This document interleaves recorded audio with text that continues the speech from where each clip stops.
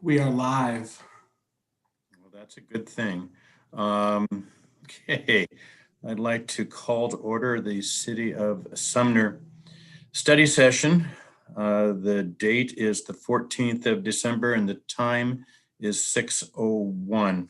As a reminder to all those attending, City Hall remains closed during the Governor Inslee's Safe Start Order, consequence of the COVID-19 pandemic. The public has been invited to attend this meeting virtually using the Zoom meeting link that is accessed via our website and is on the council agenda. I'd like to note that all the council members are present. And with that, we'll move on to regular business. We have a rather full agenda tonight, full of a lot of neat stuff. So I'll start out with the Main Street visioning. And would I turn that over to you, Mr. Wilson, or do I turn that over to Mr. Windish? We can go straight to Mr. Windish tonight, Mayor. Ryan, go ahead. Thank you, Mayor Pugh. Welcome, City Council members. I'm excited tonight because we're going to hear a presentation from the University of Washington Tacoma urban design students that have been working on the Main Street Visioning Project. And tonight we have Professor Bara Safarova, and I'm going to turn it just straight over to her because she's going to give a little bit of an introduction on where we're at in the process and what to expect. Bara? Thank you so much, Ryan. I will share my screen, so bear with me 1 second.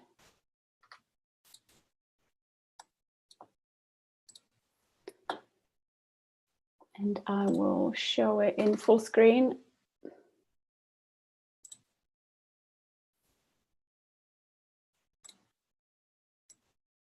Is that working?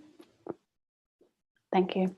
Good evening, everyone. Thank you for the brief introduction and thank you for having us, the City of Sumner. My name is Bara Safarova and I'm an assistant professor at the School of Urban Studies at University of Washington, Tacoma.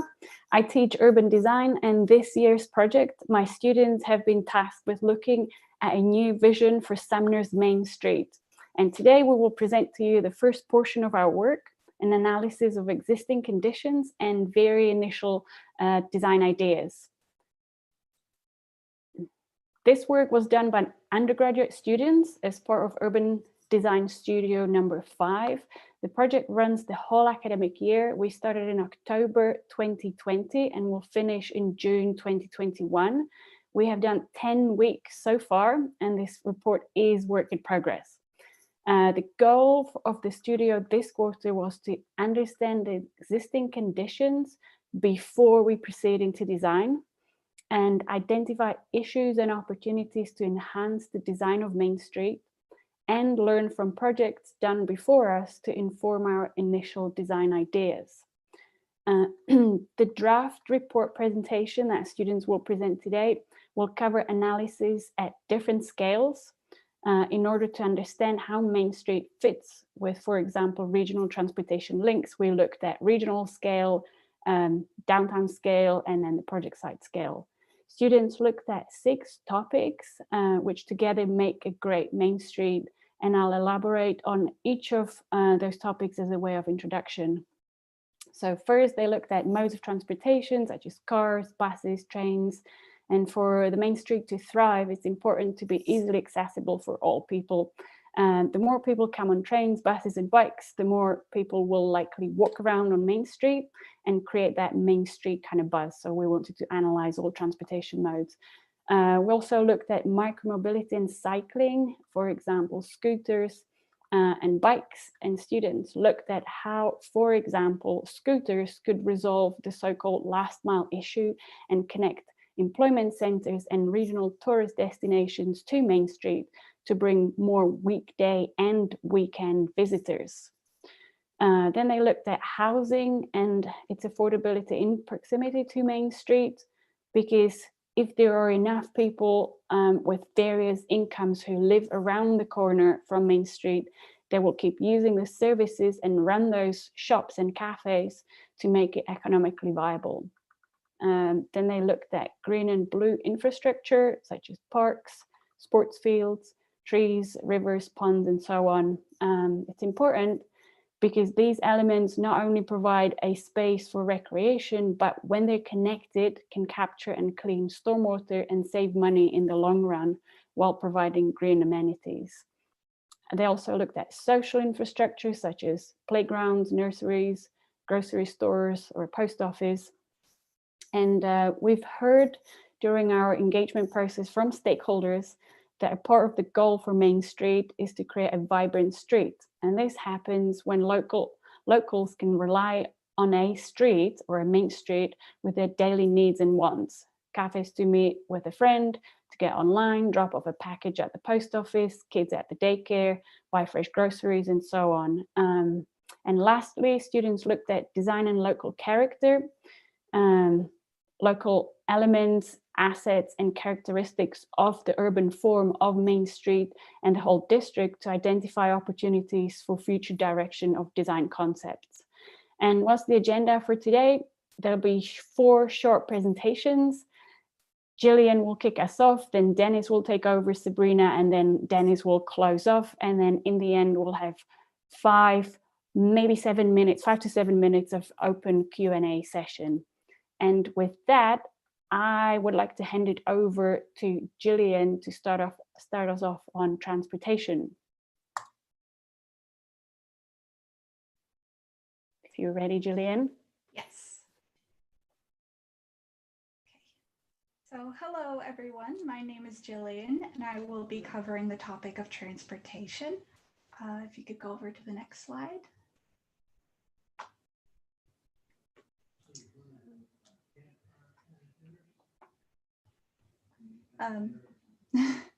Bara, I don't know if there's a problem with the slide. I can't see a transition.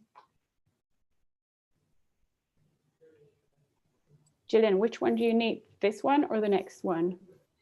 I think it's the next one.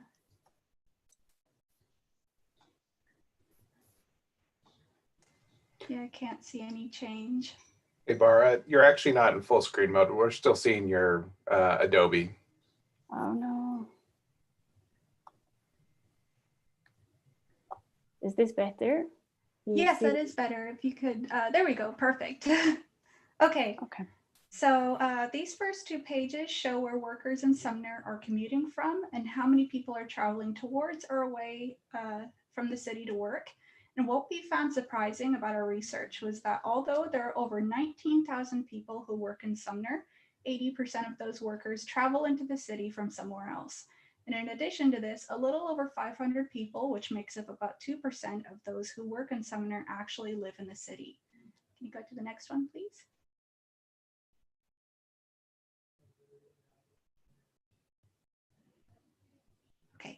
So during this quarter, we also identified the primary modes of transportation, as well as the neighborhoods and the races of the people who live within them. We learned that a majority of commuters and residents in Sumner travel by car, and the rest travel by either carpool, micromobility, or public transit. In regards to population demographics, we found that over 80% of Sumner's residents are white and that there is a very low percentage of minorities who live in the city. However, we would like to note that there is a neighborhood in Northeast Sumner across from the industrial district that has a high minority population. Can you go to the next one, please? Thank you. Now, these pages show the modes of transportation in the city, as well as speed limits and widths of the roads around Main Street. What we found was that the main mode of public transportation is the Sumner Station, which connects people to Sumner's Main Street. The station connects the city of Sumner to neighboring cities such as Tacoma, Lakewood, and Seattle. We learned that there were bus routes that previously existed in Sumner, but they have been discontinued since 2012. In regards to the widths of the roads, a majority of them, including Main Street, are approximately 60 feet wide. We also found that a majority of the roads around Main Street and other residential areas are around 25 miles per hour. However, there are some streets that have a higher speed, which is important to take into consideration in the future. Can you go to the next one, please? Thank you. In regards to transportation, we considered 2 best practices, which are complete streets and road diets. Road diets are streets with reduced lanes with an additional turning lane, and complete streets are streets that accommodate all forms of transportation. These two best practices would have to be modified to accommodate the narrow road lanes on Main Street. Can you go to the next one, please? Thank you. We also researched the transportation and the employment centers in Sumner. We learned that there are two major employment centers, and we checked to see if there is transportation that connects them to Main Street. Since they're not connected by public transit, this provides an opportunity to connect the two centers using micromobility such as scooters or bikes. Can you go to the next one? Okay. Continuing with micromobility, we considered the bike networks in Sumner, as well as bike lanes and stands around Main Street. We found that there are two unprotected bike lanes beside Main Street on Friar Avenue and Valley Avenue East. The bike lane on Friar Avenue exists on a road that has a speed limit of 35 miles per hour, which can be dangerous for cyclists. We believe that this is an opportunity for the use of complete streets. We also learned that there is a proposal for a bike lane on Academy Street, which can allow cyclists to travel from Sumner Station to Wood Avenue. In addition to this, I would like to note that we were informed that cyclists have felt uncomfortable leaving their bikes at the lockers at the station since they have been broken into in the past. In regards to Main Street, we have noticed that there are around 5 bike stands, and we see an opportunity for increasing the number of stands along Main Street in order to encourage cyclists to travel around the area. Thank you. Hello, everybody. My name is Dennis, and I'll be looking over at the opportunity to grow without displacement. So in our analysis, we wanted to start by looking at the permitted zoning within the site. The site in its current state is primarily made up of commercial businesses and civic spaces. However, as a mixed-use center, the current zoning allows for multifamily residentials 4 to 6 stories high. There are a number of vacant properties that could be better utilized, in our opinion, and in future developments. As Main Street is revitalized, we saw that there are areas that we have identified as opportunity zones, which you can see on the right in the green. And those are either because of their vacancy or because of their location. In regards to the residential elements, which are on the left in those two maps, there's areas that downtown has the greatest potential for residential density because it's permitted at the multifamilies 4 to 6 stories, as I mentioned earlier. And if we go to the next page, there we go. You can see that on the left page, on the bottom left map, you can see that this site and the area around it is actually the area that has the highest permitted density within downtown Sumner. That blue section is actually where there's the most density that's allowed, and the orangish brown sections are where there's largely single family residentials, where there's a lot less residential density that's allowed. And one of the reasons why we thought this was worth mentioning was because as the density is so focused around this one area, there's a potential for there to be a strain placed on Main Street. So with that being said, we wanted to look a little bit at the residential densities I mentioned, and we wanted to note that there's a risk that as Main Street is redeveloped, the value of land may increase, which could potentially make the area less affordable for current residents who are living in this dense area in the single family residentials. And with that being said, we wanted to look forward at the future developments. If you could, actually, that's the image on the right. Looking at future developments, we have identified 2 upcoming residential developments. First is the Friar Avenue, which is on the left and the north or top left. That will be a 6-story mixed-use project as far as we know. And the second project, which is just down in the middle, number 2, that is the Red Apple Market site, which is another mixed-use residential project with 3 to 4 stories. However, we couldn't identify whether or not these projects would be market rate or if a portion of the units would be affordable. We would like to note that as the area improves, current low-income residents may be displaced unless they can be accommodated for in future developments. Okay, so moving on to the next one, please, Bara. So as we look closer at the site, we wanted to understand how Main Street is connected to the rest of Sumner. We noticed that Sumner has a deep connection to its natural surroundings. And so we look closer to the green and blue infrastructure, which is on the right. The green spaces are obviously where there's green elements like parks, natural dense forest or trees, and the blue spaces would be where there's water retention, stormwater retention, ponds, rivers. So as we were looking at the green and blue infrastructure, we wanted to understand how it's connected to Sumner.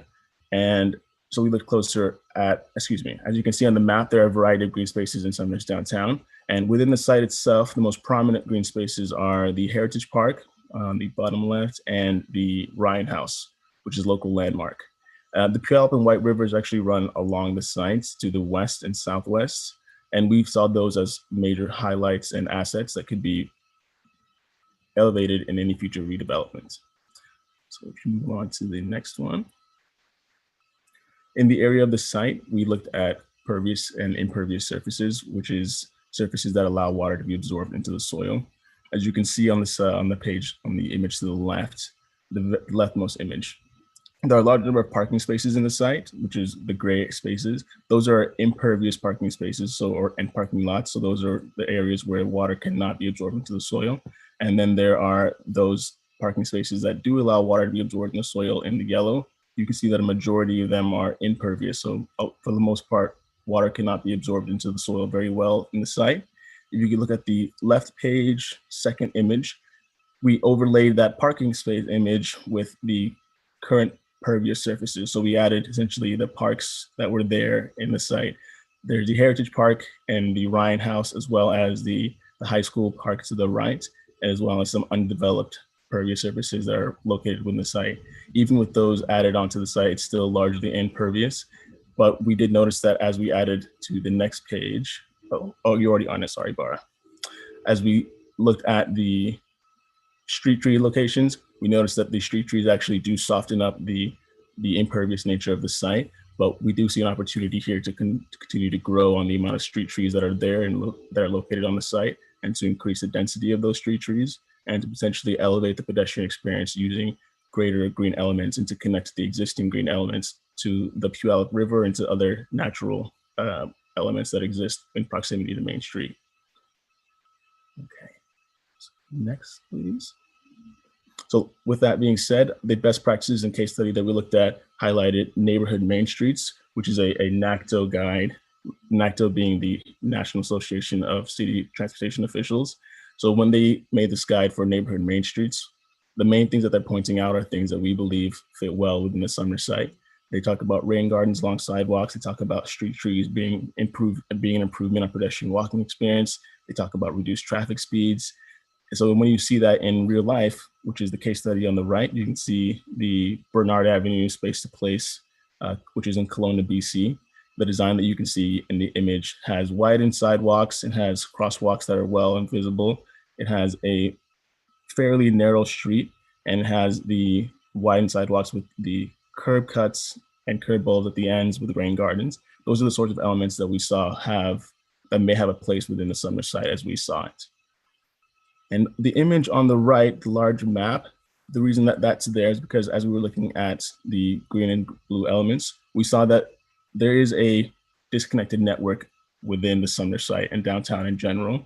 There are clusters of green spaces which are marked in the yellow, and there's a potential there to create a network that leads straight to Main Street, being that this Main Street is supposed to act as a focus and center for downtown. We thought that with the potential to extend that Main Street, extend the green corridor within Sumner, it can act as a focus area that connects areas of Sumner that are currently disconnected or have less access to Main Street, directly to Main Street using green corridors, green alleys, and other such elements, which we'll talk about a bit later.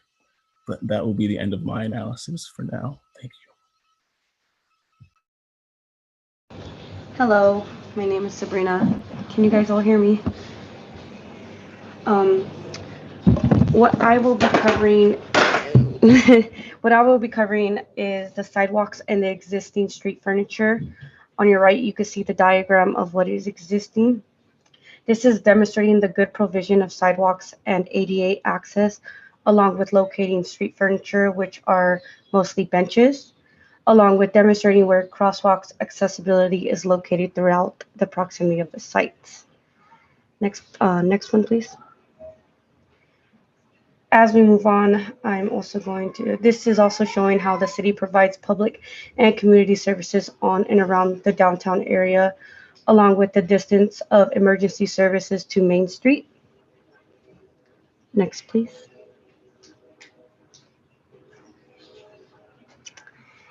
And here is where we looked at commercial uses, because we felt that this is what makes a Main Street vibrant and attracts people to come here. We looked at the cafes, the groceries, and convenience stores, and what we found was two clusters. One is in our project site, with the other being further out east. we noticed a gap between these two clusters, showing an opportunity for future development for future growth for Main Street. Next, please. And in addition to what was covered, here we are looking at case studies and best practices for designs of alleyways. And we noticed the opportunity north of Main Street can create a better connection to Main Street, along with making them more accessible, more green, and adding more street furniture so that people can spend more time. And we noticed that there have been some successful attempts for pop-up parks, which is why we see an opportunity to expand these efforts. The alleyway can be expanded from north to south, with the green alley creating an elevated pedestrian experience beyond Main Street. Next, please. And in this final case study, it shows ways to upgrade crosswalks. And we understand that there have been some discussions of insurance that these could be surface engravings rather than colors. This is just an idea that would be fun to create more artwork in the site through crosswalks, with referencing the daffodil artwork existing on the site. The artwork would enhance the visibility of the crosswalks while making it creative to walk on. Thank you. Okay, so with all that being said, we wanted to talk a bit about the unified image and the whole design character and elements for this analysis that we're looking at. But one of the goals that we wanted to keep in mind was that for the site was that we wanted to make sure that it was a cohesive image and that whatever it was that was redesigned would fit with the site as it is right now. So if we go to the image on the right, you can see that that is what we call an urban form diagram.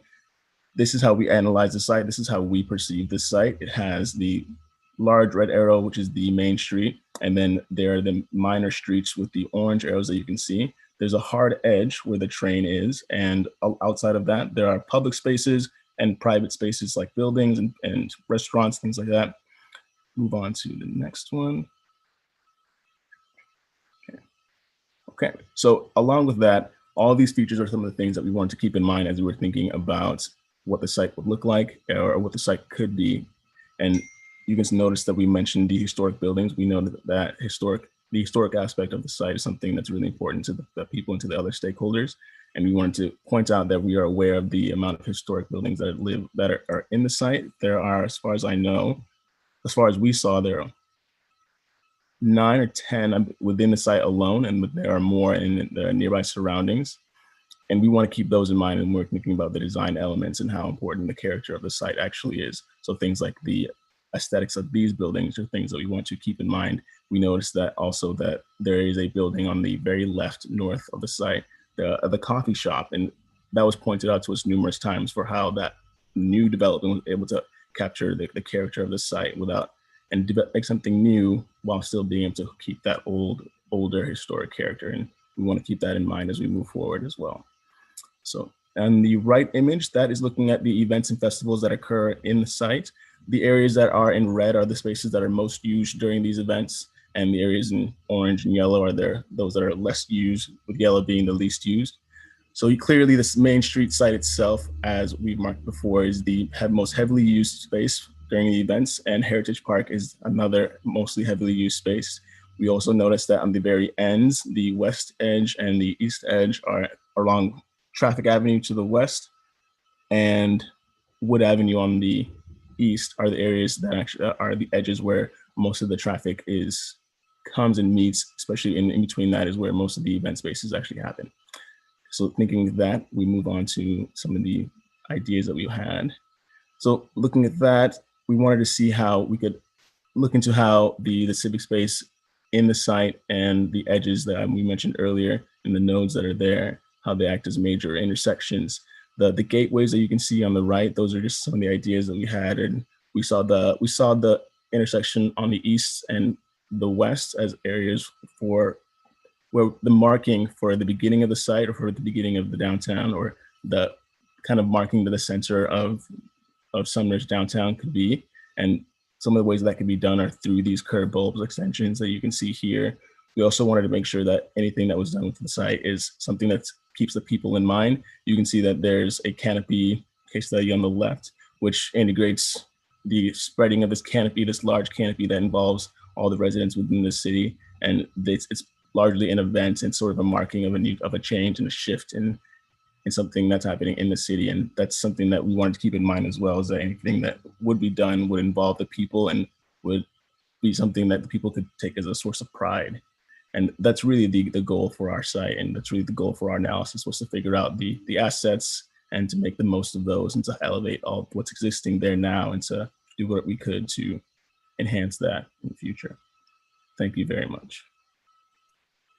Thank you, Dennis, and thank you all students. You've done amazing. Now we want to open it up for questions. Yeah, let's do that. I'm gonna minimum. Oh, good, thank you. Now I can actually see everyone. Bara, Jillian, Dennis, Sabrina. It's just like I've been fire hosed here. I mean, there is the amount of information, that you've thrown out. And I was trying to madly scramble and write all this stuff down. And when I get to the end, and I'm a picture person, I see some of the images and stuff you've come up with, and I start to say, oh, I'm getting it. I can see what you're talking about doing. But I just wanted to just throw out just my thanks and appreciation for everything that you have, done to date.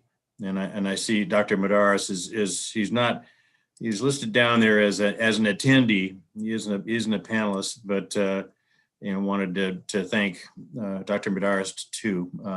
Anyway, let me open it up for questions. Go ahead, Barb. Yeah, I'm not real, versed in all the lingo, I guess. So when you talk about gentrification, what does that mean? And can you explain how it would relate to our area? Well, first thing I wanted to say was that in our analysis, the reason why we even mentioned that was because we noticed that the downtown area is where there's the most density. And it's also the most affordable space within Sumner, because that's where the properties have the lowest property value. But as it improves, it's possible that property values will go up. And we just wanted to make sure that that was accounted for, that people who are living there now would be accounted for as property values go up with the improvements. But I wouldn't say that there's the risk for gentrification is just something that we mentioned and noticed in our studies. Oh, okay. All right. Thank you. Thanks, Barb. Good question. Other council members? Questions? Comments? Come on, you can't let them off this easy. Go ahead, Charlotte. I just try not to go first, at least all the time. So I was waiting to see if there are others. First of all, thank you for all of this work. Sometimes I feel bad for urban planning students, where you get to go from like utopia into then like a town that's, that is existed for more than 100 years. And anyway, so it's got to be hard not being able to start from scratch. But so I really appreciate some of the ideas that all of you came up with. I'm wondering, and you guys can spitball because it might be a collective like thought since you all took different sections, but looking at this from a scale of like weighing the complexity for some of your suggestions, what are some of the recommendations or opportunities that you saw, some that are easier and short-term versus would require long-term planning? Well, I can go and speak in regard to the green infrastructure and the natural infrastructure. One of the reasons we pointed that out as an opportunity was because the downtown Main Street is already almost acts as a main center and splits the north and south of the downtown. So using the green elements, you can create a network and an infrastructure that supports and attracts movement to that main street, whether that's elongated or if it's in that same area. That's just an opportunity that we saw. And you can use street trees to do that. You can use rain gardens and sort of like create a wayfinding path and that way to navigate that leads directly to Main Street. That's what I was seeing in the infrastructure. Does that make sense? Yeah, that's great. If I can chip in on behalf of the rest of the students, because we're running out of time, I think we've identified that the historic buildings that would be quite a low-hanging fruit to put them all on one map and create a walking tour or highlight them somehow. That would be a really easy one. Then if we moved forward into more complicated ones, identifying gateways into the district and building some kind of physical structures or putting flagpoles or resurfacing all of Main Street, that would be maybe the medium range, and then connecting everything into a beautiful green infrastructure network that functions with stormwater management. That would probably be a long-term one, including public transit upgrades and reinstallment of bus services and stuff. Thank you. And thank you for the work again. Yeah, I appreciate the sequential approach that you're talking about, trying to create something that, at least time frame wise, is something that is doable or in the shorter term, and then working through longer term approaches. The whole topic of green and connecting green just has a ring to it, because we'd have a lot of green areas, but making it come together in terms of a network and making that connection to downtown is something that resonates with me. I was a little thrown off by the blue. So, okay, wait a minute. What's the blue? And oh, got it. Rivers, duh. But anyway, I hadn't heard the term blue, but it makes total sense to me what you're talking about now. Other council members, questions or comments? Oh, I had a thumbs up from Councilmember Brown. Thanks, Kurt. Okay, Cindy?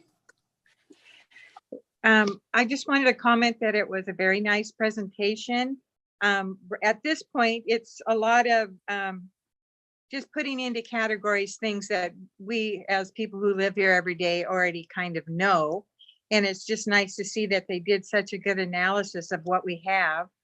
And I would be interested in having a printout of a couple of those charts, because they're awfully small in what I'm trying to look at to see the real information and actually read it and absorb it. So I'd be interested in having printed pieces of paper that I could analyze along too. So, but thank you. And I really enjoyed the way you put the presentation together in grouping it in different, kind of like different issues.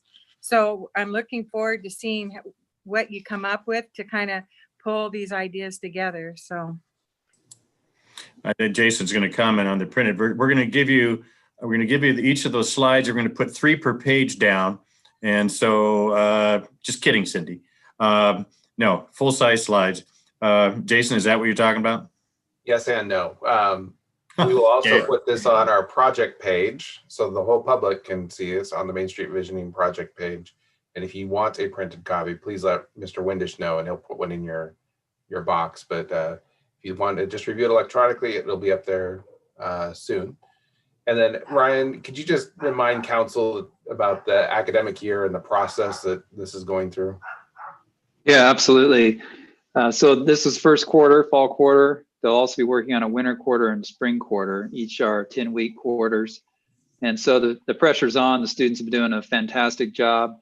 So this quarter that they just provided you a review on was so aptly summarized really by Councilmember Hochstadter. It's really taking a look at what we all kind of know already and looking at that on a high level. How do things connect, getting an understanding of the community. And then as the slides progressed and as their discussions have progressed, they're getting kind of down now more into kind of what does Main Street look like? What do the alleys and blocks within close proximity to Main Street look like? What are the opportunities there? So they've kind of developed this foundation of understanding. The next quarter, things get a lot more exciting. They're going to start actually coming up with different design concepts.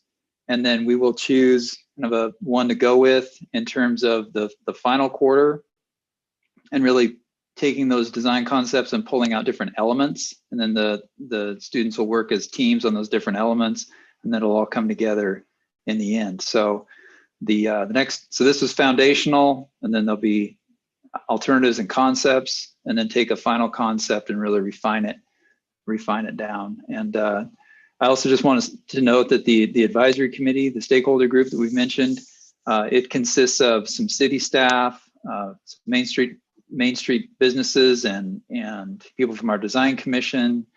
So we've got a lot of input that's coming in on that in that regard.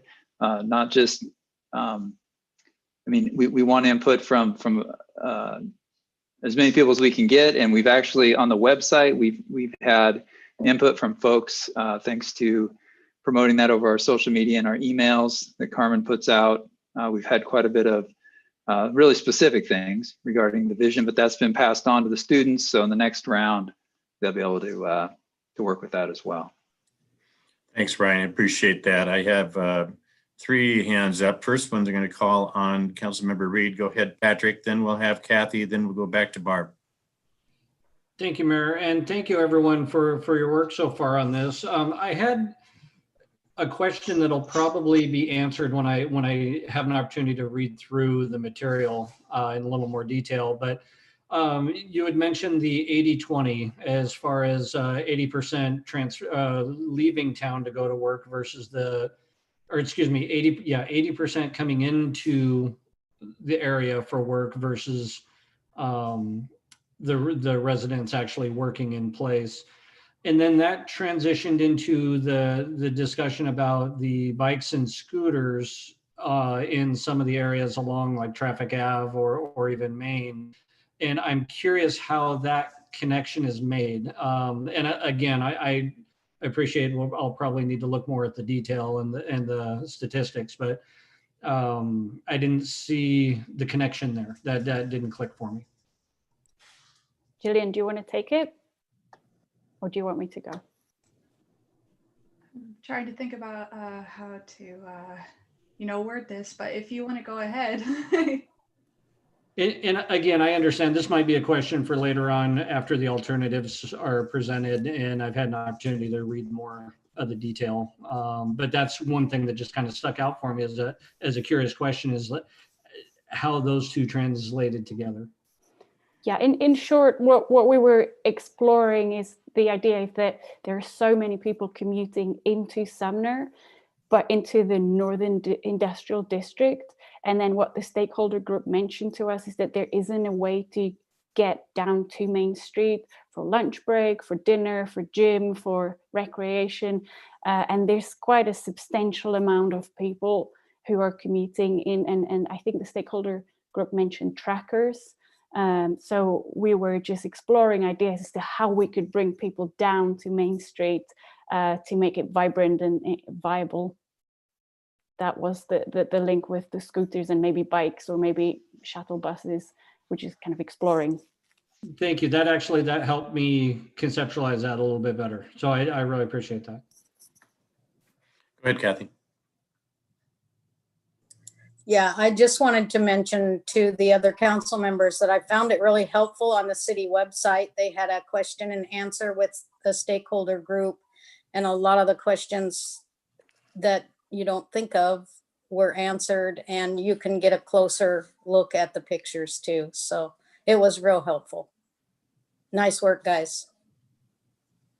Thanks, Kathy. Barb, did you have a follow-up?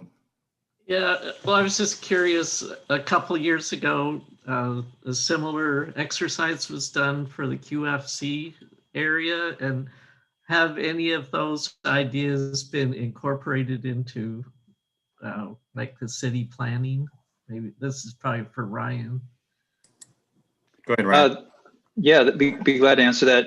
So a couple of years ago, we did have the Urban Design Studio class also do a conceptual artisan innovation district idea on the old QFC property, and the city contributed towards that effort as well as the property owner, and they've since sold that property to church. And so kind of watching that property evolve into something more than it is probably is off the table for the short term anyway. However, in our 2020 comprehensive plan amendments, we are incorporating a innovation district opportunity as an overlay in that in the plan. Really, what that it opens up an opportunity for a property owner to say, hey, I really like this innovation district idea. I would like to have an overlay on my property or a group of properties. So we haven't lost sight of the idea to be able to allow for some unique zoning and flexibility for an innovation district. But as far as it being located on the old QFC, that's probably not going to happen in the short term. Okay. Well, I mean, with all the energy that goes into doing these studies, you'd like to see some results, here in Sumner. So, but I do appreciate all the work that the students are doing, and we're lucky to have UW involved here. So thank you. You weren't listed as a participant, you were an attendee, Dr. Madaris, but now we have you, so I'm not going to let you off the hook. You unmuted yourself, and thank you very much. Our pleasure, Mayor, and hello, Council Member, and great to see everyone. We have a partnership with Sumner, and we value it. And our students use these opportunities as a co-learning opportunity, so they're learning with you. And hopefully this will allow everyone to think through future with youth involvement and student involvement. It's benefit both ways. Thank you for the opportunity. Well, thank you very much. And I tell you, I appreciate those comments, because as you get older, like in my age, the brain becomes somewhat fossilized. And so it is really nice to have fresh, young minds that aren't fettered by all these years of experience, where you're able to take these things and run with them. And, that's a real blessing. And I appreciate everything you've come up with so far. Man, you got a whole bunch of information, a great foundational piece to move forward, and really, really looking forward to hearing what you come up with and stuff. And so I think on behalf of all the council members and staff, thank you. Thank you for what you've done and what you're going to do. I really appreciate it. And thank you, Doctor. Oh, absolutely. And I want to also thank Dr. Safarova and students that have been working really hard at that. So we appreciate all the work that has gone into this. And these are great students. We'll be working with them for a whole year. Okay. Thank you. Thank you. Thank you again. Ryan, anything final you have to say? All I have to say is I'm really thankful for the partnership we have with UW, and I have been continually impressed with the students. They do top-notch work, and tonight's presentation was no exception. Very, very well done. Yeah, yep, right on the mark. Okay, hey, thank you very much, you guys. That's right. Do this. Let you off the hook. You can stick around and listen to, let's see, housing affordability, pandemic response. Anyway, or you can go off and do other things. And if like I've told other parties, if you stick around and listen to the rest of this, we're going to question your judgment on the future work. Anyway, have a nice evening. Thank you very much. Look forward to seeing you in the future. Bye-bye. Thank you. Have a good night, everyone. Good night. Thank you. Thank you for the opportunity. Good night. This has been a wonderful opportunity. Thank you so much. Okay, thank you, Jillian. Okay, take care, you guys. Okay, now we're going to move on to Housing Affordability Plan and South Sound Housing Affordability Partnership. Okay, Jason, again, I turned it, okay, that's a subtle head shake, no. You can go to Ryan. Give it to Ryan, and Ryan, we're going to go through Housing Affordability Plan. You're going to do that, and then I'm going to be the tail end on this thing to sort of set the stage for a discussion we'll have in the future having to do with the South Sound Housing Affordability Partnership. And so with that, I'll turn it over to Ryan Windisch. Go ahead, Ryan. All right. Thank you, Mayor and City Council. I wanted to just go through a few slides summarizing where we're at with the Housing Action Plan process, and the draft Housing Action Plan's up on our Sumner Connects website. If you haven't had a chance to look at it, it's there. We're accepting comments on that from the public until January 15th. And it's a joint plan between with Sumner and Bonnie Lake working on this together. And it's actually been kind of amazing to see how well we pair with them, where they have strengths, we have weaknesses, and where they have weaknesses, we have strengths. So it's been kind of interesting in that regard. And if I could share my screen, do I have the ability to do that? I do, right on. So let me turn on this slideshow.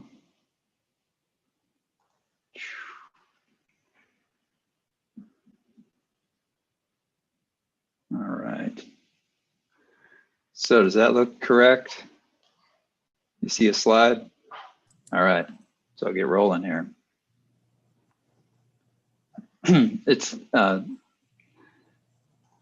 let's see here. So the project schedule, just so you kind of know where we're at. We started last April, June. We did a kickoff workshop. We have a robust advisory committee as well for this project, including the developer of the Red Apple Market site. He's on there. We have he's the president of the Tiny Homes Coalition that works on a lot of tiny home projects, and lots of different organizations that are part of the advisory committee. And we've had 3 advisory committee meetings, and they've done a great job, some really good discussions and really good input. A housing needs assessment was also completed, which really took a look at how affordable is housing in Sumner, how affordable is housing in Bonnie Lake. There is definitely a need for more affordable housing. Just for example, in Sumner, about 30% of the households in Sumner that are in a low income, in fact, they're in a low income bracket, are considered housing burdened, that they're paying really more than 30% of their total income towards housing, and some are paying a lot more than that. So there's a need for affordable housing in Sumner. I don't think the council has any doubt about that, and the housing needs assessment definitely affirmed that. And then, as I mentioned, we've developed the housing action plan, and I'll go through some of the key highlights of that here in a second. And we may have a 4th advisory committee meeting in early January, February. We'll just kind of have to see how that goes. Like I said, we're receiving comments until January 15th right now on the housing action plan. And then as we get into the spring and late spring, early summer, we'll be taking this through our planning commission, through council, and needing to have an adopted action taken on it before the end of June, so that we can satisfy the grant requirements for this effort. And really what this is, it's an action plan. So it's identifying things that the city councils can do and things they can look into in more detail. But the follow-up will be, of course, implementation of and adoption of maybe code changes and that kind of thing. So the action plan is a list of actions and ideas. And so I'll go through some of those here in a second. We have tried our best to have the community weigh in on the draft and weigh in on the housing needs assessment. Like I said, through the advisory committee. We also have the Sumner Connects website up, and we've been putting information out via the e-news that Carmen puts out once a week, plus some social media posts. So we've been getting a fair amount of interest and action on our website. So I've been really pleased with that.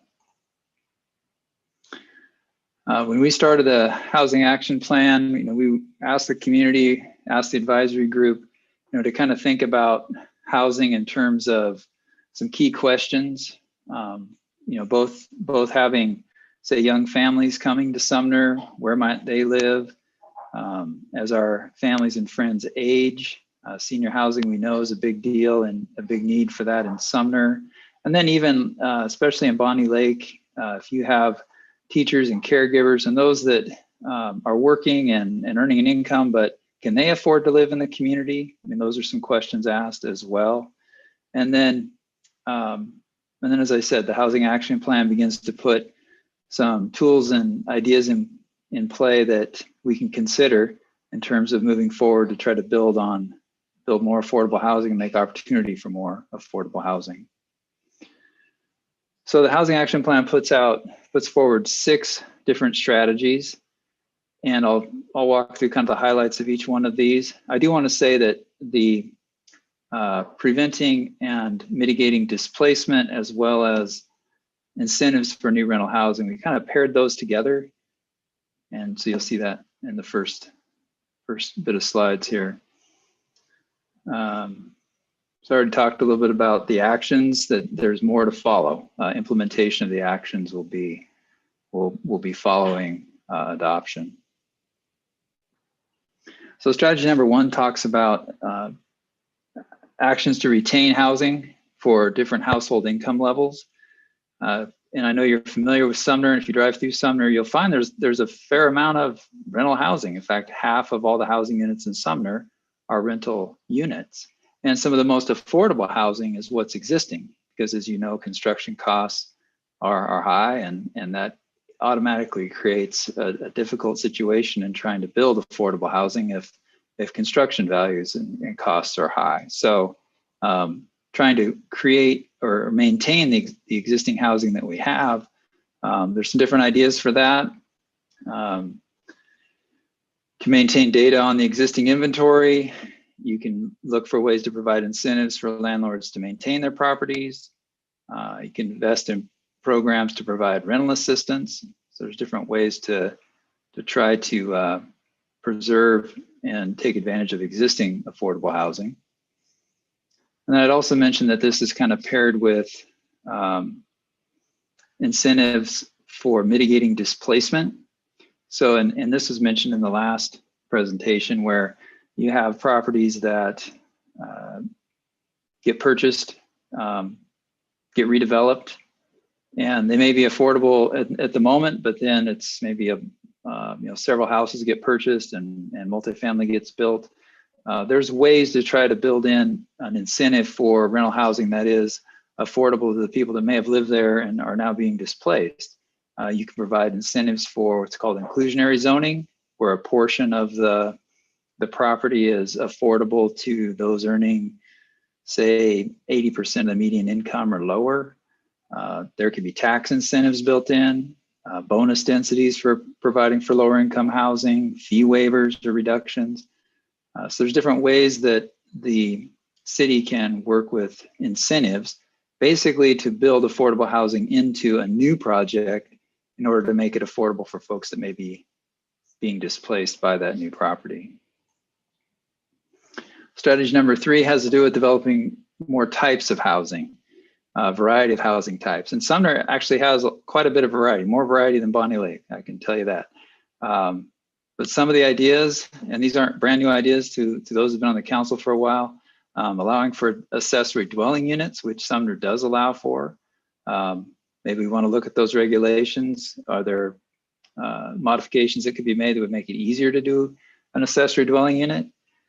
Allow for tiny homes.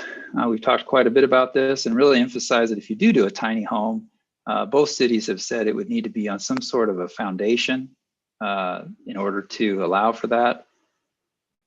Allow for additional housing types within a single family zone. Would we allow for, say, a duplex or triplex or fourplex to be mixed in with our single family zones? And then expanding our senior housing options. If you go through the code like our consultants have done, there seems to be some barriers to doing senior housing. So we're going to want to look at what changes might be made to that. Strategy number 4 has to do with ways to reduce costs. The city could do to reduce costs. Some of the ideas for this have to do with maybe reducing parking requirements, changing our road standards. Could you allow narrower roads that are less expensive? Those kinds of things in order to try to reduce the costs that are outlaid to build the infrastructure. Overview of number 5 has also to do with reducing costs by looking at reducing timelines. And Sumner has done this in both the East Sumner area and our town center plan in terms of planned action ordinances that are intended to reduce the environmental review process during the permitting. And if there's certain types of housing, maybe we want to really incentivize. So we figure out a way to really fast track and prioritize those. And then there's another idea, allow for fee simple ownership of townhomes. I'm wondering why this is in this particular strategy, but nonetheless, this would allow for a townhome style development to have each townhome, even though they're attached, to be sold off independently as a house. So those are the 5 strategies, and then one was 2 were paired, so it's 5 strategies instead of all 6. So those are the things, some of the ideas that we're looking at in terms of trying to improve affordability in Sumner and Bonnie Lake. Next steps in the process, I mentioned that the draft housing action plan, we're accepting comments until January 15th. And we may have another advisory committee meeting. We're kind of waiting to see what the comments look like. And then be going through a process for developing the final draft and then bringing that to council, planning commission, and looking for final approval by the end of June. So that's, try to make that short and sweet. Again, the draft's online. Please take a look at it. And I'll be open for questions. Okay, thank you, Ryan. Just so you know, the draft plan is online. It's 243 pages. I should say, wait a second. There's and Ryan, but that includes the appendices. Yes. Just saying, there is a lot of information. Remember, it is for both Bonnie Lake and Sumner. So, and it's, and you have a lot of narrative at the front. What I've found out, a lot of narrative at the front, which you can wade through, but it is summarized later on in maybe a little more cogent fashion, at least for me, than reading all the narrative that was up front. So just anyway, just some hints in terms of me going through it. And I don't know if any of the other council members have had the opportunity to read through it and digest it, but now's your chance to throw out either questions or comments on what Ryan presented or what you may have seen if you've gone over the document. Barb. I was just curious, this was funded by a grant, and where was the grant from and how much was it for? And what are the requirements or the outcomes that are expected? Great question. The grant came from the State Department of Commerce, $150,000 grant, and Bonnie Lake and Sumner applied for it jointly. And thankfully, Bonnie Lake's administering the grant, which takes a lot of pressure off of me. We are required to show progress, milestones. The housing needs assessment was one milestone. Obviously, we now have the draft out, another milestone. And the expectation is that Bonnie Lake and Sumner both adopt their housing action plans by June 30th, 2021. So yeah, milestones along the way, deliverables along the way, and then a final action plan at the end. Okay, yeah, good. That helps me understand it better. Okay, thanks, Barb. Other questions or comments, council members? Wow, quiet group tonight. Maybe it's just because you've been through, let's see, 11 and a half months of a lot of stuff. Okay. Well, let me follow up on just this other thing that's down on the agenda, the South Sound Housing Affordability Partnership. And I think it didn't seem like it was that long ago, but I think it was actually well over a year ago that a number of, in fact, all the mayors in the county were contacted by an unusual combination of individuals. It was Mayor Woodard's of Tacoma, and it was County Executive Dan Meyer, and it was Council Member Connie Ladenburg of the Pierce County Council. And what they did is they wanted to bring the mayors together to address the issue of housing affordability.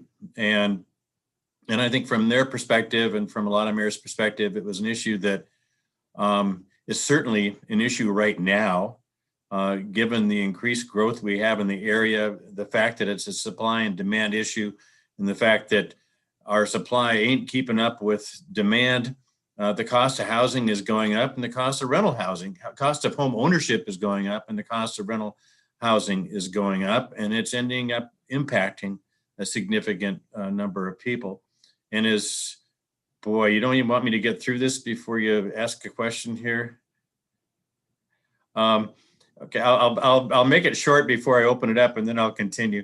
But the add to that, the fact that if you look at by 2050, we have to accommodate another 1.8 million people in the 40 county region of Kitsap, Snohomish, King, and Pierce. The problem's only going to get worse. So what can we do as a group? And the thought is that, okay, doing it individually, whether it's Sumner looking at it, whether it's Bonnie Lake looking at it, or whether it is Pierce County looking at it, it would be, I think the approach would be, it's easier if you can look at it and work together to address affordable housing. And before I go into this value proposition here, I will ask Charlotte what's on her mind. Go ahead. Well, frankly, I was gonna wait until another time when this came up, like a second or third time. So when we had a chance to actually like read, because it was like neither Ryan's presentation was in our packet, which I understand. And same thing. So I was waiting to read, but since we do have them here, I will ask, as part of the 240-page document, does it cover or assess both possibly causes to cost, like whether it's a supply and demand issue or fees, like different fees that might not be in line with other jurisdictions? So that's my first question, I guess. Does it assess cause for some of those situations?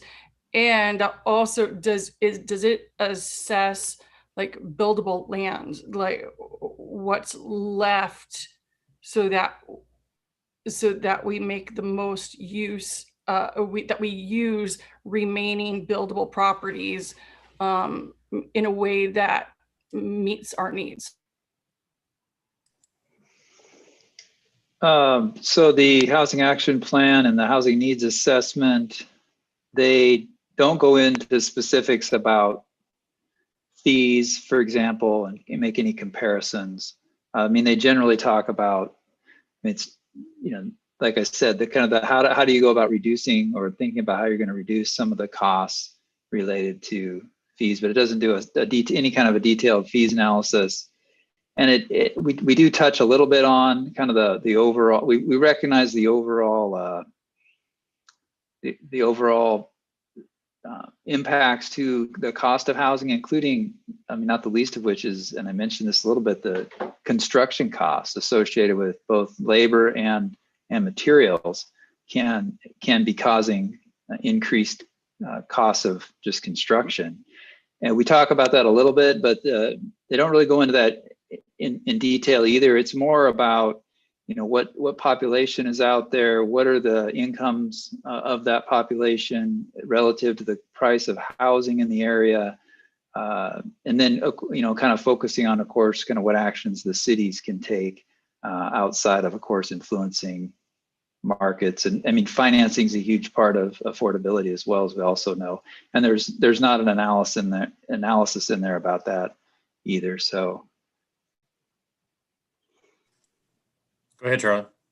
Okay, so may I ask why, like, is that because it didn't come up, or was it a proactive decision to not assess any of that information? And I don't want to, like, I want us to be partners with all of our regional players, but I think there's well, anyway, oh, never mind. I won't get into it because I might get undiplomatic. But I think like, so if there's room in all of this, first of all, I think it's helpful because I think we're possibly identifying burdens, like what's causing us to not create the housing that we need, whether that comes into fees. And by the way, I'm not actually as concerned for us in that area, but like whether there's like fees that makes both of our areas desirable to build various housing types. But the fees and also buildable land, because I mean, one of the great things about this study is that housing doesn't like exist inside a very small bubble, town to town. It's very regional. And like, I'm just wondering if there's any chance to potentially be able to consider looking at like cause and possible effect, like how we can actually follow through on some of the recommendations. Yeah, and in regards to buildable land, the county is responsible for doing a buildable lands assessment every 8 years. And they're gearing up for looking at that again. And we're also looking at our population and housing target requirements. The Puget Sound Regional Councils has to update that periodically as well.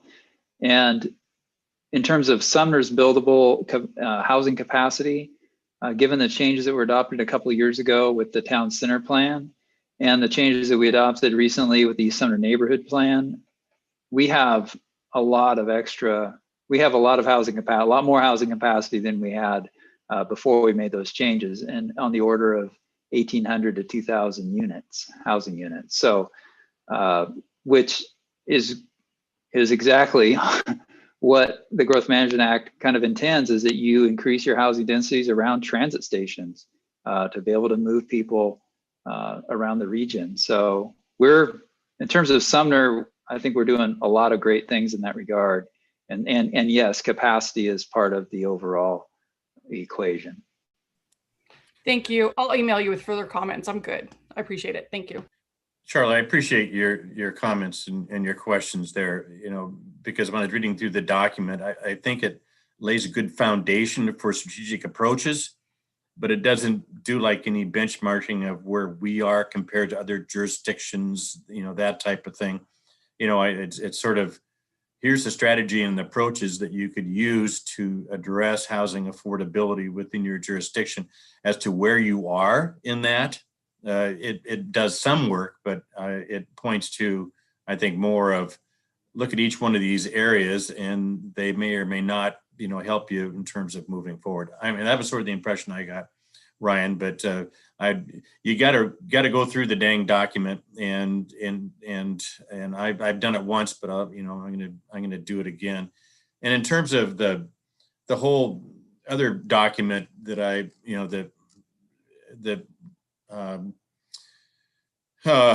Mr. Wilson put up on the screen, the value proposition, we're going to have another conversation in the future when I just wanted to mention that the approach over the last year with the other mayors is there an opportunity to form a group similar to what's been done in other counties, whether it's Arch or whether it is AHA in Snohomish County? Is that opportunity, available down here? Do we want to consider doing that? It certainly wouldn't be mandatory. It would be voluntary. And we'd have to look at what an organization like that could do for us as to whether we want to put some money into it. And we will have to evaluate that.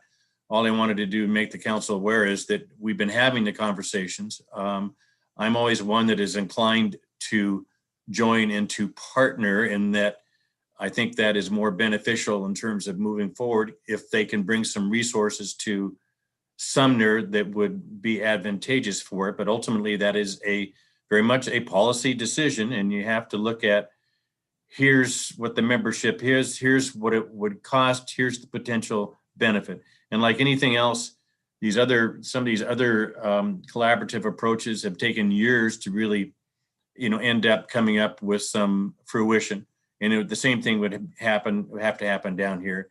It probably start small and end up growing into something larger. I just wanted you to start thinking about it. This document will be the same thing. Get it to you. You can read it over along with some of the information we have. And then the first quarter of next year, we'll have to sit down and look at it a lot more carefully, because eventually you're going to say, do you want to be a member of this thing or not? Does that make sense? Sort of. Okay. Go ahead, Barb. So, I mean, all these studies are good, but I'm really concerned about what's going to be happening in the next quarter or the next 6 months, as people who haven't been able to pay their rent the last 9 months, you know, how is that going to impact them? And then how are they going to afford to not become homeless? Because I think there's too many that are kind of on the edge, and I just, real concerned. I did, when Jason had the document from South Sound Housing, I noticed that there is some concern there. So I just think it's something we need to be aware of, and maybe keep, see if we find out information is how many people are really going to lose their homes or their place of residence. So. And I appreciate your comments there, Barb. I think you have two different things going on. We have an immediate crisis that's taken place, and the whole pandemic has played into that. The housing affordability plan and the South Sound Housing Affordability Partnership is a longer vision type of thing. What structural things do you put into place to try to do that? The immediate crisis that we have, the amount of resources that we have as Sumner, we've tried, to help as much as we can through the CARES funding and other approaches.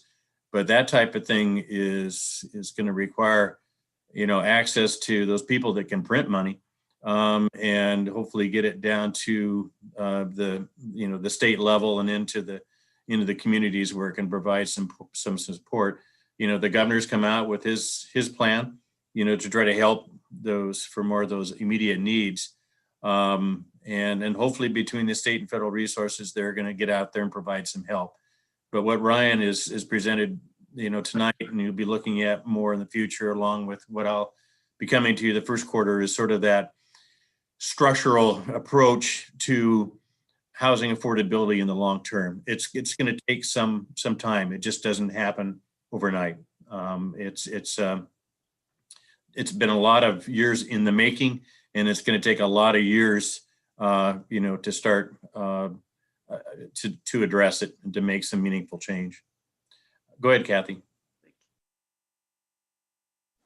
So at the end of this, will there be one blanket plan for everybody, or will they come up with just individual plans for everybody?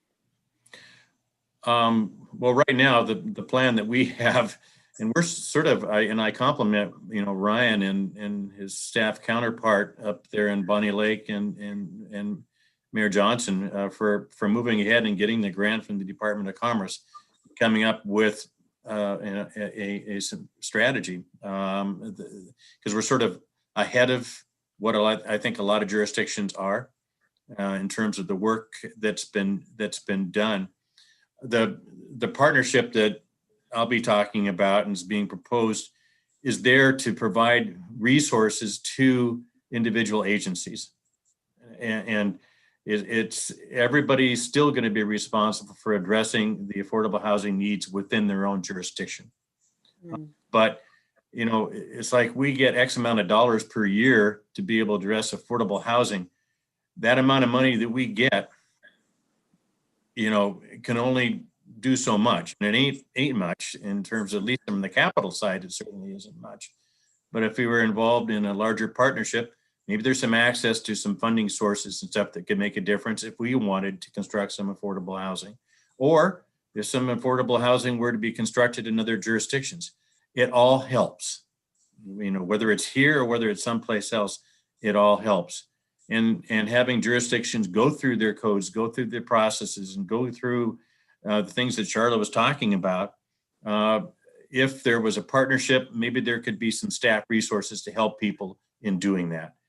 So then they could move ahead in terms of the structural elements of providing affordable housing. Okay, thank you. Other questions, comments? It's a tough subject, complex, topic that we're going to have to spend a lot more time on. But thought at least you'd warm it up tonight for from some future discussions, and take a look at what not all 240 however many pages it was. Don't do that, but dive into it, and then you can find some areas where it's summarized fairly well in terms of the challenges that were affecting Sumner. In fact, Jason pointed out that if you start looking, and in particular, I'll give you the page number, which I think I can, page number 69, when it talks about housing strategies, the affordable housing preservation strategy, you read in there and you start reading through the text, and one thing it talks about is actually partnering with either housing authorities or other jurisdictions to start looking at greater capital access to be able to, preserve some of that affordable housing. And that's where something like the Housing Affordability Partnership could come into play. If not, this year or next year, maybe into the future. It's a journey. Okay, any other comments, questions? You're getting a lot thrown at you tonight. You're going through, the UWT and everything they're throwing at you now, this huge affordable housing issue. A lot to chew on. Yeah, you're right, Kurt. There goes my brain exploded some time ago. Okay, anything else? Okay, seeing none, go on to, pandemic response expenses. Mr. Wilson. Thank you, Mayor. Let me just get my screen share pulled up here.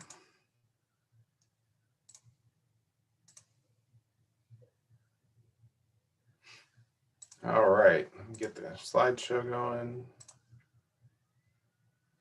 All right, so I want to spend a few minutes tonight just updating you on where we are at with our current expenses responding to the pandemic. We'll also be spending some time, as you know, our CARES funding was only through November 30th, so we'll also summarize how those funds were ultimately allocated. So at the beginning of November, we had one picture of how we were sitting with our expenses. So at the beginning of November, our projected expenses were about $519,000 through the end of November.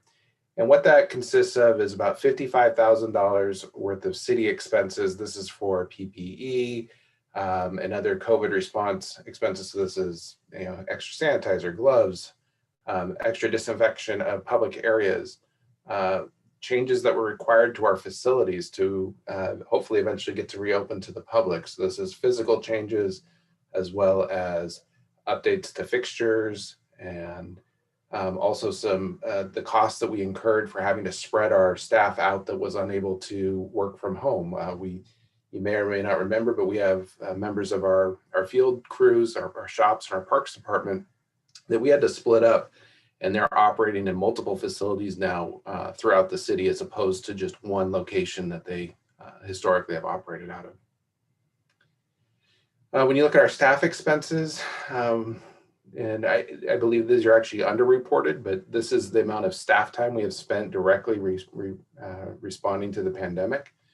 It's about $206,000 worth of regular and premium pay, an additional $67,000 worth of emergency sick leave, and Families First Coronavirus Response Act leave. These are both federal programs that are mandated for all employers, not just government employers. Staff benefits, and then also remote work costs. And that's all of our staff expenses. Then we have our community assistance. As you know, we allocated $60,000 to the Sumner CARES program to assist with utility and housing costs. This was administered by the school district in partnership with Sumner Rotary. To remind you, CARES funding, it was a pass-through from the state of Washington. We had to expend all of those funds by 11:30 and process the reimbursement. So really that puts it back to about mid-November. There was some very tight restrictions on what those funds could be used for. The big restriction was it couldn't be used for revenue replacement. The initial disbursement was $303,600, and then we got a supplemental disbursement of $151,800 in July. So the total funds from CARES were $455,400. So at the beginning of November, the original CARES distribution plan was to obviously handle the Sumner CARES money of $60,000, the city expenses and the staff, and a portion of the staff expenses. So you can see that our projected expenses for the pandemic exceeded our CARES funding by about $64,000. There was also some of that overage was going to be made up through FEMA, about $12,000 of that, and we're still waiting on those funds to come through. That's quite a lengthy process. And then November 15th happened. As you all know, the governor rolled back certain activities that included indoor dining, indoor recreation, and some changes to religious services. Those were originally set to expire last week, and they were extended to January 4th. And they may be extended again based on case activity. So when that happened, there was kind of this time to pivot. We discussed this with the mayor, discussed it with some business owners, and we decided, we need to focus additional CARES funding on community assistance. We hadn't allocated all of our Sumner CARES money. The school district and Rotary and the city were trying very hard to get all that money back out to the community, but we weren't getting people to apply for it. So we shifted some of that money, or reallocated some of that money. We also shifted local costs that were originally funded through CARES back into the appropriate budget. We won't be seeking CARES or FEMA reimbursement for those incurred costs. And that was really only possible due to some stable city revenue conditions. Our revenue projections are not as bad as we thought they were going to be at the beginning of the pandemic. So this is where we ended up at the end of November. We still had about $55,000 worth of city expenses. We still had $406,000 worth of staff expenses. Where you're going to see is the change in the community assistance. So like I said, we had $60,000 in the Sumner CARES program. We reallocated the remaining balance that people didn't apply for. We did this on 11/15. So that was about $25,000 that was remaining there. And we reallocated it out to 28 restaurants, received $2,800 restaurant grants. I want to really thank our staff. They mobilized and got all of the paperwork out and contacted all the restaurants in Sumner in a matter of 3 days and got all of it back so we could get this out. Just an incredible feat. We also allocated $5,000 to the food bank and $5,000 to the Sumner Puyallup Chamber of Commerce. We provided the $5,000 to the Chamber of Commerce because they've been actively participating in our Open in Sumner campaign through the entire pandemic. And they've also been involved in some recent marketing efforts for our businesses. So the total expenses was $584,931. So how does that relate to our CARES funding? Like I said, we shifted a lot of our staff costs back to the original budgets where they came from and reallocated additional funding to our community resources. And you can see the new split. Our projected expenses still exceed our CARES funding by about $130,000. Once again, able to do this because of revised revenue forecasting. So with that, happy to answer any questions. Any questions of Jason? Go ahead, Barb. So where are you getting that $130,000? Is that from revenue that the city's generating anyway? Yeah, so that good question. That is money that we've already budgeted for in 2020. It's, like I said, it's all staff costs. So rather than seeking reimbursement for our time that we've spent responding to the pandemic, we're just going to pay out of those respective funds, largely general fund. There is some utility funds associated with that as well. Okay, thank you. Yep. Okay, Jason, and that, it wasn't originally our assumption is that our revenues were going to be down, because of sales tax issues. And so that hasn't been the case. So we're able to have the revenue stream to be able to cover those expenses. You're exactly right, Mayor. We originally projected a 25% decrease in sales tax revenue from our projection. We have seen a decrease in sales tax, but not at the 25% level. Okay, go ahead, Charlie. Sorry, more of a budget question, follow on to what the mayor just asked, and probably be more appropriate for Cassandra. But are we assuming that Red Apple will start construction next year? And are we expecting comparable revenue from that one-time injection of funds? So it's not a clear-cut answer. Clear-cut answer. I'm Remember, sorry. Is this a trick question or go ahead? Set up. Okay. Really very quick yes or no. It depends. To quote a former city attorney, it depends. So remember, there's a fair amount of remediation that needs to happen on that parcel. They are in for permits right now for that remediation project, which is positive. And after they do the early remediation, the hope is that they'll actually be doing development while the property naturally cleans itself through the remediation process. So there, if there's permits pulled on that on that parcel, there will be revenue associated with it. But we can at least hope for by 2022. I mean, promise anything, but yeah, that would be the hope. It's always no surprise if there are no, allowing for no surprise, assuming no surprises. Sure. Yeah. I see that Ryan unmuted himself. Did you want to respond to that, Mr. Windish? And I don't know if things have changed, but I checked with the developer probably 6 weeks ago. What's your projected permit time? And he was saying they want to apply for permits in April for the Red Apple Market site. So, and that they were going to start, pulling the dirt off the contaminated site as soon as possible. Anecdotally, I'll tell you, we have a lot of pre-apps going on right now. We've done 27 pre-apps in November. So we are extremely busy. A lot of interest right now in development in Sumner. Thanks. I'll ask a follow-up based on Charlie's question. Red Apple, what about the property that's north of the library? Ryan, do you have an update on that one? So the same developer is I think he purchased it, and on that property, it's later next year. I think September, October, he wants to be submitting for permits on that one too. So we could be seeing a lot of change here in the next couple of years. Okay, thanks, Ryan. Go ahead, Barb. So for asking about property, I noticed last week that there were surveyors across the street at the Stepping Stones preschool and the house next to it. Is there plans for like development there on Thompson and McKinnon and Station Lane, that area?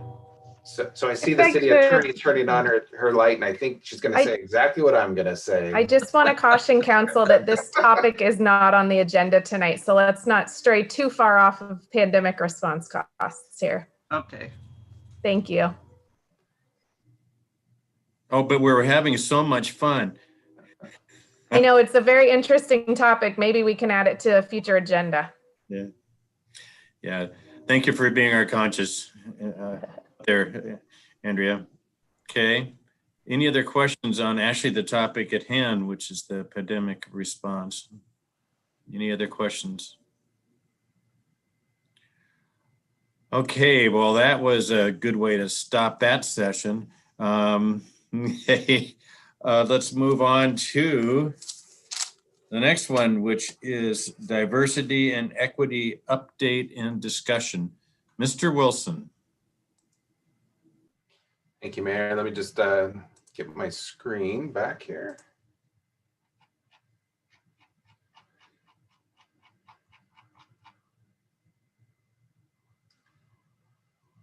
Okay.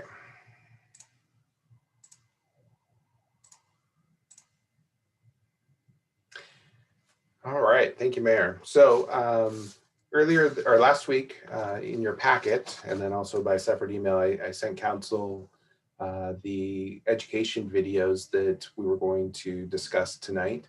I hope you all had a chance to review both of them. This is really council's opportunity to discuss what they have learned or took away from those videos. I did put some discussion questions down just to help start the conversation. So I think I will start with that, and then we would, after when the discussion's over about the education series, I'll be happy to give an update on staff activity related to DEI. So with that, just to open it up, if somebody would be willing to share something that they learned or found interesting from one of the videos.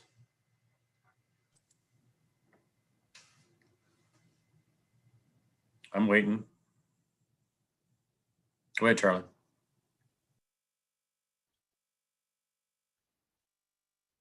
I will, as soon as I could find non-mute again. I hope that people had a chance to look at some of, like, I appreciate that Jason included supplemental videos, because the first one, I personally felt like I was in like a science class, or, you know, like, or bio. It was very technically correct, but, and I actually watched it multiple times, and I have seen it multiple times. But I kind of need like the human association, like going through all of the terms. I looked at it and I almost laughed when it was like LGBT 101, because I felt it was more like the term, in terms of trying to process the terms all at once. If you've not been exposed or are familiar with people living out these terms, or who identify as any of these terms, it was beyond 101. So it's something that takes a while to process. And so I'm just throwing out there, I hope that everyone should be comfortable with not having to like put pressure on themselves for thinking, oh, okay, got it, and now I should process. Like it was a lot to go through without any kind of break for association, like even visual or personal association. And maybe that's a learning thing too. But it was the gender pronouns mattering hit me more. And it's because it's something that I feel like when I work with like areas like in Tacoma and Seattle, I'm used to that a lot. And I was mad at myself after I watched this video, because I thought of it as a very urban thing. You know, it's like, oh, that's where I have to worry about, that's where I have to not worry about it, but that's where I need to be like conscientious and like and be more sensitive, like to deal with it. And I realized that's kind of just for appearances. I was kind of mad at myself because I can talk with tech. I don't even know how to go in, but I would like for my own personal council member thing to say the pronouns, like the her, she, or she, her, whatever order. Because I thought, like how many transgender people do I know in Sumner? Personally, I don't, but it doesn't mean that there aren't. And also, the whole point of it was a reminder to me that the whole point of this is to be more welcoming, more inviting. And so do you really wait for the person who's marginalized to be the one to have to ask, or to be the standout person to do it? Like part of this is just being comfortable, making all people feel comfortable. Anyways, the pronouns one actually stuck out more to me for my own, like I realized I was segregating my own activities depending on where I was, and ironically probably doing it where people don't need it as often because so many people were, and then not being welcoming where if we do have someone who's like say trans who wants to participate in a meeting, like in Sumner, they're going to feel lonelier than they will in Tacoma and Seattle and whatnot. Anyway, it was a mental note to myself that that one YouTube video like helped click. Thanks, Charlotte. Go ahead, Barb.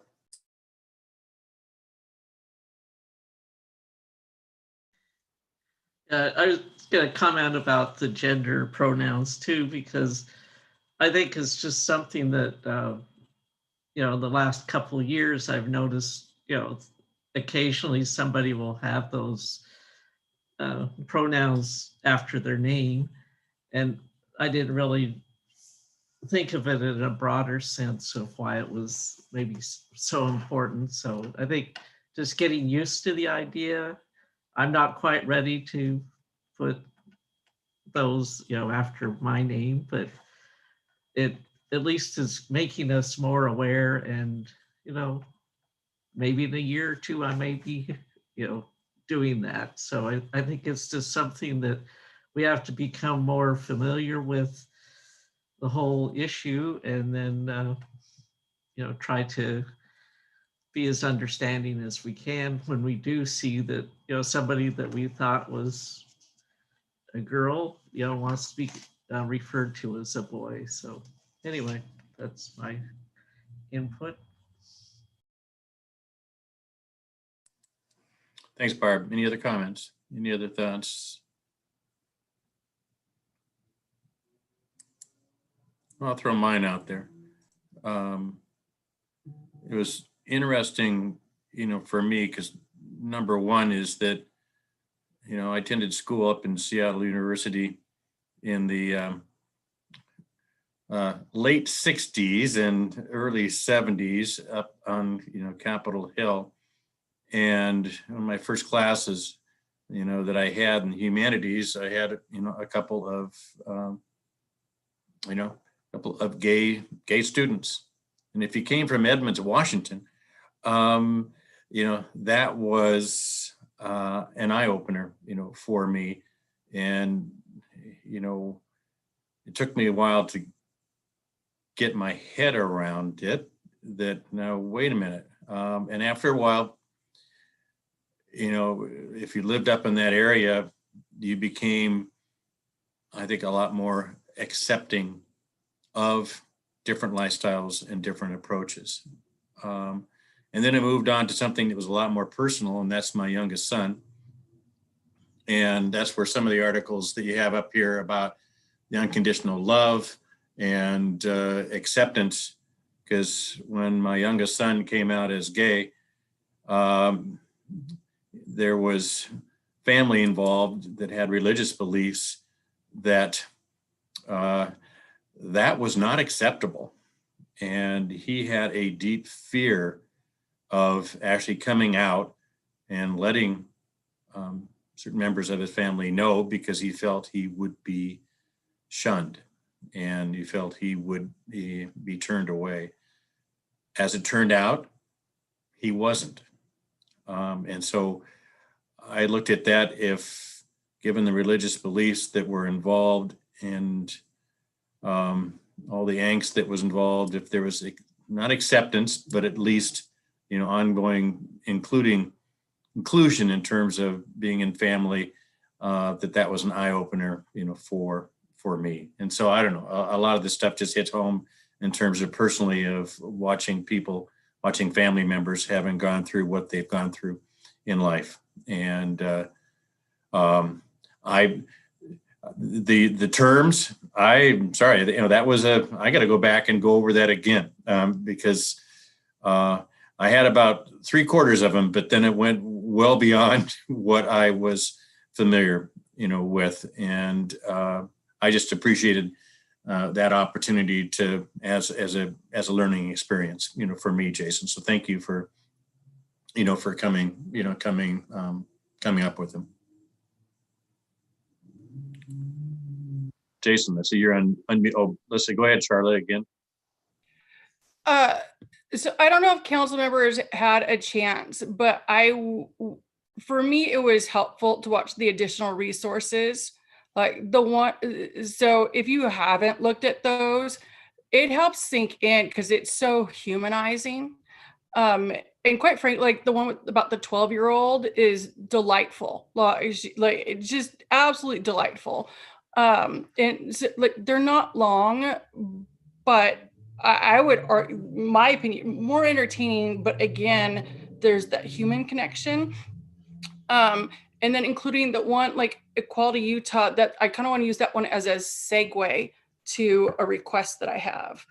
And that because that was an interesting story about, so it kind of relates to Mayor, what you were saying in terms of like religious history. Sometimes, like not all, like there were probably atheists who like had difficult times with acceptance too, but where sometimes religious history might affect someone's view on things. And in this case, like love dominated their story. But the religion part of it made me think about, sort of reminded me that this, when I first and council agreed that we wanted these like educational sessions like once a month, like hopefully not too extensive. We won't take up every meeting, but once a month, use a study session to try and just provide an opportunity for ourselves to educate ourselves and learn a little bit more. It was a very brief, like just a few months trial run that we agreed we'll just try it through the end of the year. We're at the end of the year.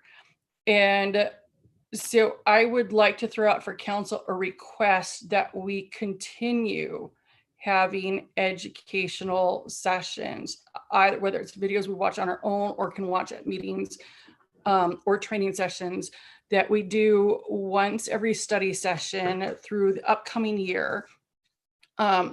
Because off the top of my head, I realize there are so many issues of equity that we haven't hit on, like physical disabilities, which I think plays directly into what we might decide for codes and policies on like sidewalks and crosswalks.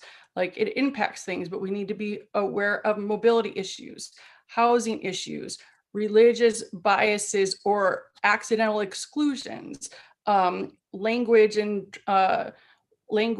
and translation services, economic equity issues, transportation equity issues. Like there's a whole variety. And each one of these sessions doesn't even check any of these things off the box. We watched 2 videos on definitions. That does not give us a true understanding. Like we're just doing Cliff Notes versions of all of these things. And so even all the issues that we do go over, we could easily go back to many times. And I don't know how the rest of the council feels, but I think it would be sad to have stopped after only 3 or 4 months. Jason, you might know the exact number, but I think 3 or 4 months. And I think some of this is showing that, oh, look, maybe very safely and non-defensively, oh, look, maybe there's more we can find out. And we don't know what we don't know. I guess my only response to that is I think there's value in continuing the real question is how often. You said every study session. I would have a concern about. No, I said every month. I said one study a session a month is what we've been doing. Okay, well. The point is I didn't ask for every study session. Is that I only asked for one study session, like so one meeting a month that we do like this half-hour learning. So that's something I think Mr. Wilson and I have to talk about. Believe me, I appreciate the value in doing it. The question is balancing that, whatever frequency it is, with staff again and staff resources, and that's the one concern we have, that I have anyway on it. And I respect that, but last time I don't think that like either. It sounded like I thought that at least Jason was there, but maybe neither one of you are there. But I'd still be curious, like if there isn't a consensus among council members, maybe there isn't a point to go on. Like, I'm not trying to like break anyone's arms here. I'd be curious to know, because last time the weighed in about whether there was any value in just offering it up as an opportunity. Any other council thoughts? it's a tough question because it's one of those things, okay, if I don't want to move forward, do I say it? And what does that mean? To me, again, it's a matter of how, what's the frequency, Charlotte? I mean, that's because it is a balance with staff resourcing. And Jason's not going to jump out there and say, at least I don't think he is, of what his concerns would be, but that would be, my concerns about even on once a month. He and I need to have that discussion. But the council members, are you finding value, in this? Do you want to continue? It's an additional thing that you would be dealing with.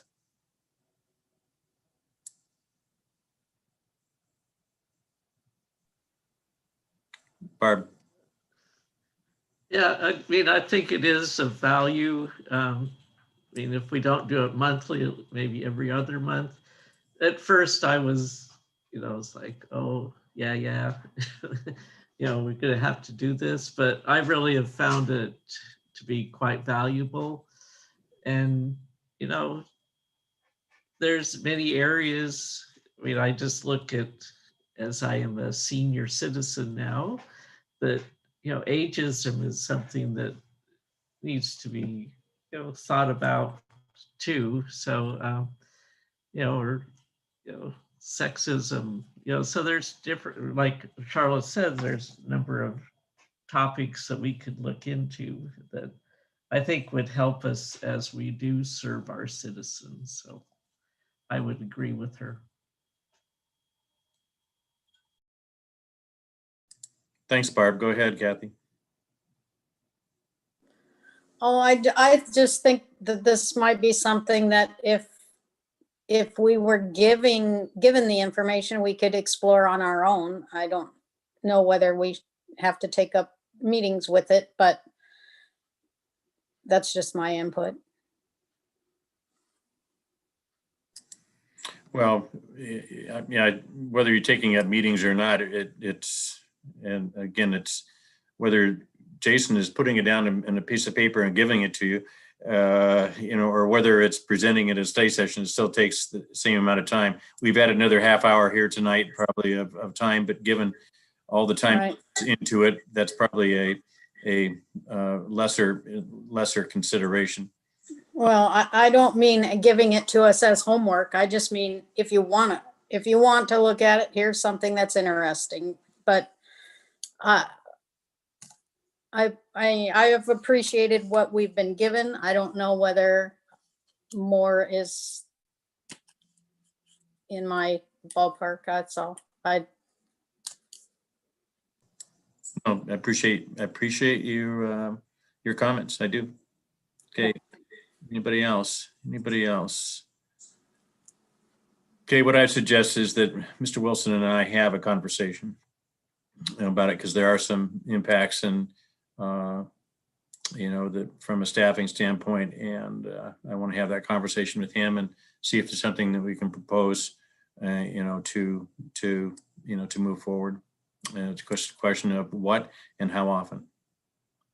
Okay. Thank you, Mayor. Am I good to move on to? Yeah, go ahead. Yeah, move on to the staff activity. First off, I thought I'd include a picture of our Progress Pride bench that we are getting ready to install at Loyalty Park.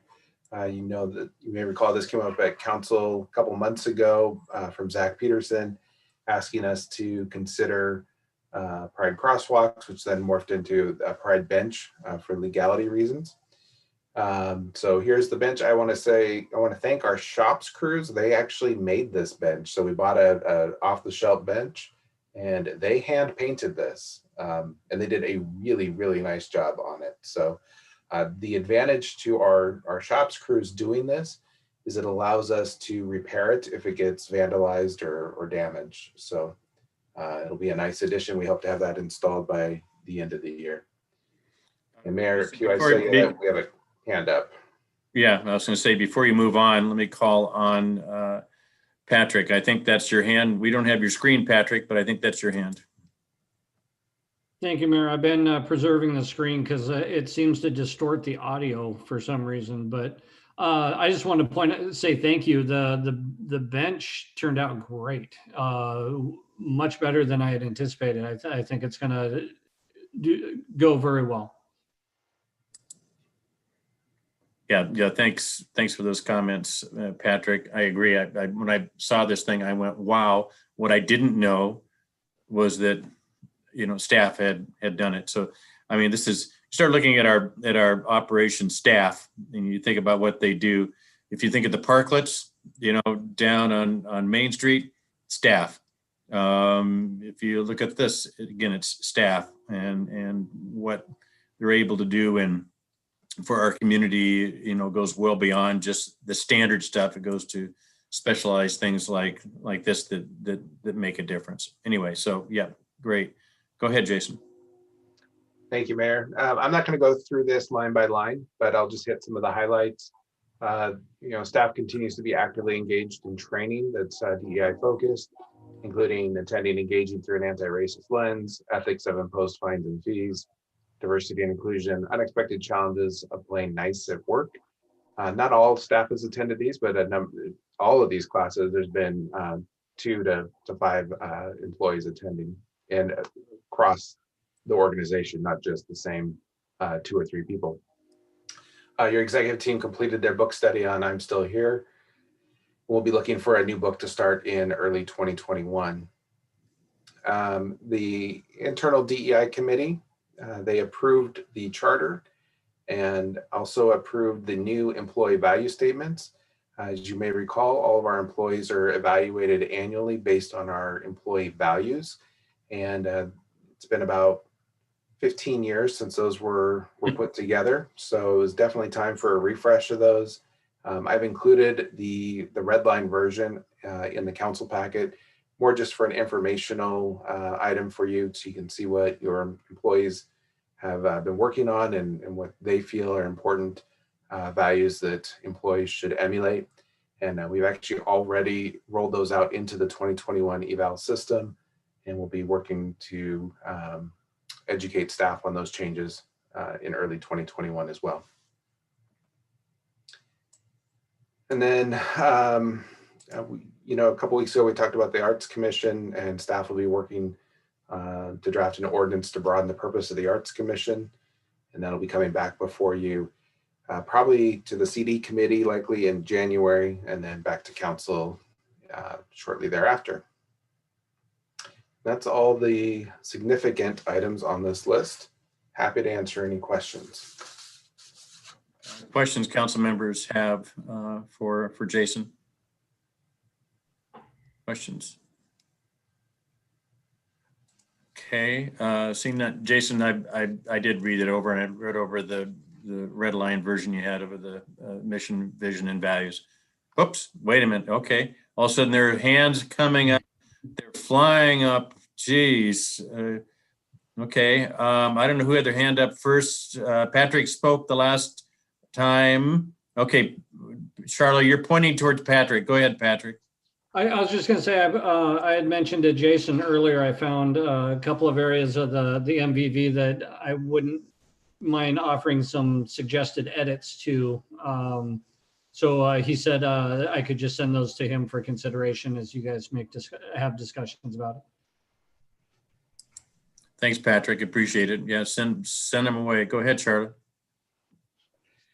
First of all, thank you to staff for everything, for like really running with it. But with the DEI tracking and whatnot, I am wondering if I would appreciate it if you would consider looking at it and seeing if there's a different way to track training. Like I think right now we only have it technically under policing, which, and I think and I could be wrong. Nope, I'm wrong. Yeah, we track training for all of our employees, and we're in the process of actually implementing a new learning management system, which will even do a better job tracking our training. Okay, maybe it was just how I read the Excel sheet, because training. Okay, it might have been my interpretation, because I know and that was part of the reason why I was asking, because I know you guys are doing so much more training and what's under police. But if you're a person looking from the outside in, at that spreadsheet where training is more specifically identified under police or law enforcement, but not the. It's actually up on the top line here. So police has their own section, and then staff in general is up here. For recent engagements. All right. Okay. It's just, it was just me how I was reading different sheets. Okay. Thank you. Yep. Okay, thank you, Charlotte. Okay, other questions, comments? I was just going to say, Jason, thank you, and thank staff for the changes. You know, the red line version, I went through that, and that's a heck of a lot of work.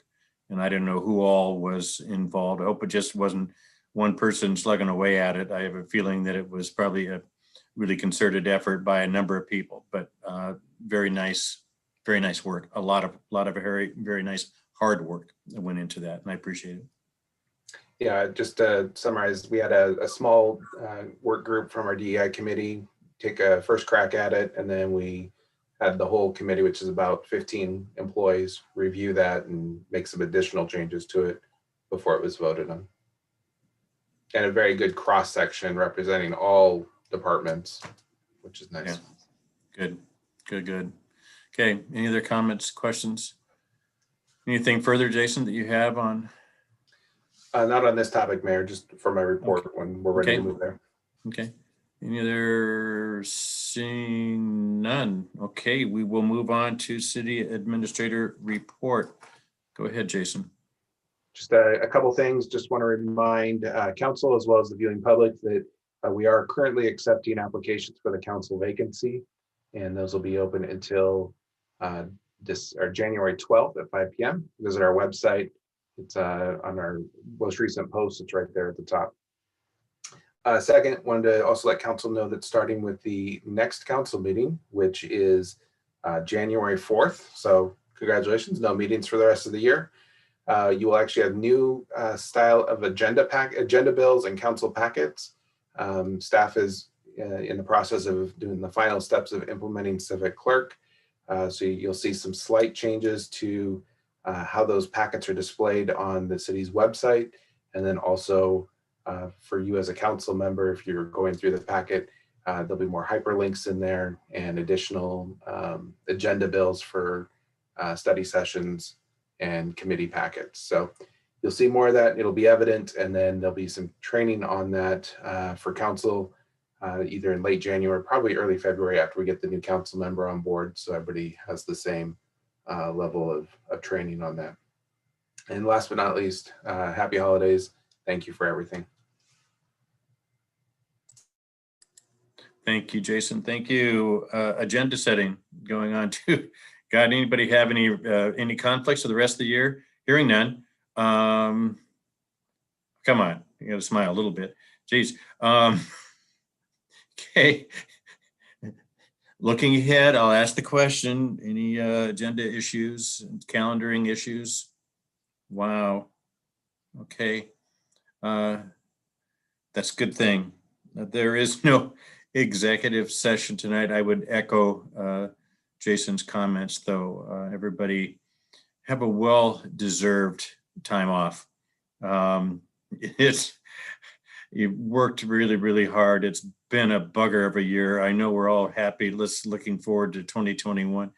And so I just wanted to express my appreciation at all your hard work, and take a deep breath, enjoy the time off, and we'll give it heck again next year.